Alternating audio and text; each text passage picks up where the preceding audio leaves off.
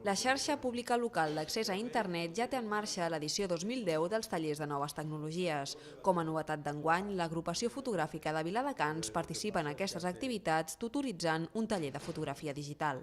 Aquí els ensenyarem que, en principi, que sàpiguen jugar amb la fotografia i fer la fotografia que vol ell, i que no sigui una càmera compacta, sinó que sigui una càmera amb objectius canviables, o encara que no els canviïn, és igual, però que tinguin un objectiu amb tele i zoom per poder fer una sèrie de combinacions que es poden fer per fer una bona fotografia. Un total de 10 persones participen en aquesta activitat formativa que s'imparteix al Centre Municipal Edelia Hernández. M'he apuntat al curs de fotografia per aprendre una mica tot el que és les noves càmeres, que em costen una mica de dominar, i sobretot perquè m'agrada molt viatjar y treure fotos de la millor manera posible. Bueno, yo para mí esto es bastante nuevo y no tengo idea de fotografía ni de máquina, entonces pienso que aquí puedo aprender bastante y claro, no quiero perder esta oportunidad.